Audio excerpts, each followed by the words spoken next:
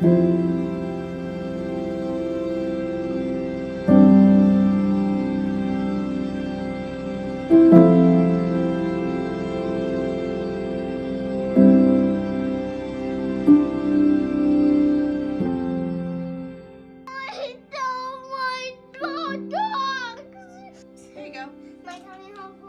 it's not full. All of it?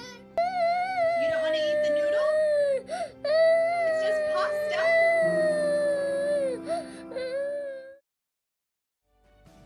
Okay, my name is Michelle Lee. My son's name is Andrew Lee. He is 3.5 years old. I began seeing Andrew because his food repertoire was down to maybe 5 foods only. But Andrew is a interesting case because feeding takes all 7 senses. He's a little challenged because he has a bilateral cochlear implants.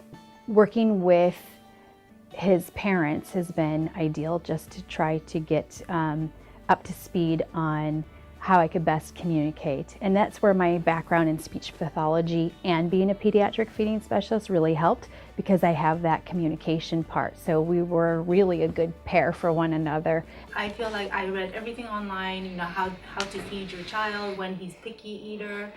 I've tried everything, and I even talked to the doctor, and I mean, I thought I was crazy. I thought as a mom, I'm a failure. But ever since I have my second child, she's 15 months old, and looking at her, I mean, I'm doing the exact same thing with my son, but she's eating everything and she's curious about everything. And I don't want other moms or my parents or my mother-in-law to say, you know, there's something wrong with you, you know, you're not doing something right for your child. You know, now that I'm here and, you know, asking for your opinion, and you guys stated that he has severe feeding disorder, and now I understand I'm not crazy. Andrew has progressed at the clinic. And like a lot of children will do, they make the progress at the clinic, and now we have to worry about carrying over and generalizing those skills so that they're at the home, they're at school, they're at a family's house. So right now he's made a lot of progress. He's eating pretty much anything that I will put in front of him, but it's through playing with his food. So he's not afraid of it, and he actually enjoys eating new foods and trying them.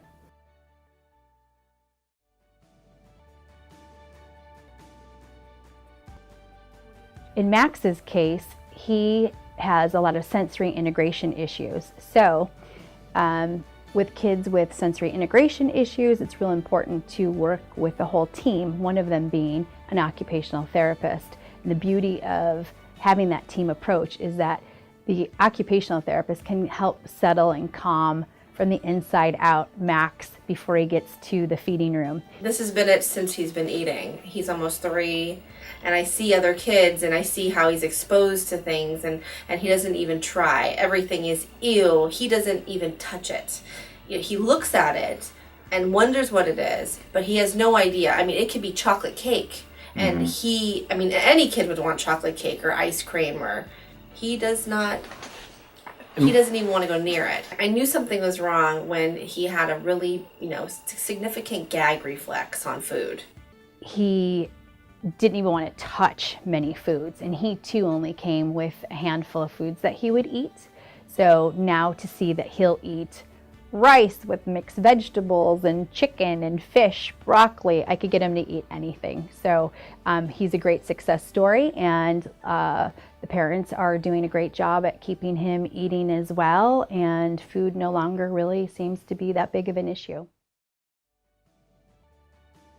Another interesting case is Jameson, but to be honest, I get a lot of these where the parents come out of desperation, and so many of them share too that they never even heard of a pediatric feeding specialist until it gets to this severe of a point. When he came to me, he was surviving off of baby food and pretzels, and he would eat, I think, a peanut butter and jelly sandwich. But his main source of food a day was just jars of baby food.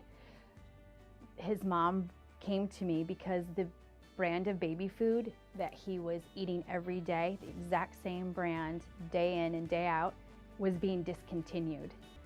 She went all over the county, literally to every grocery store, buying the last ones of that particular flavor that her son ate. Luckily, Jameson came in, and it was just a matter of letting him know that he'd be safe trying other foods, and we just did it in a systematic desensitization type of way, and he was able to make a lot of progress. It did take a long time to get him to accept other things. He wasn't chewing real food. He was 4 and he hadn't been using his teeth. So we had to really get into his sensory side of things to let him be comfortable actually putting food in his mouth, chewing, and swallowing whole, real foods. He left my clinic and is a happy, healthy eater, but he has a full repertoire of foods that he'll eat now.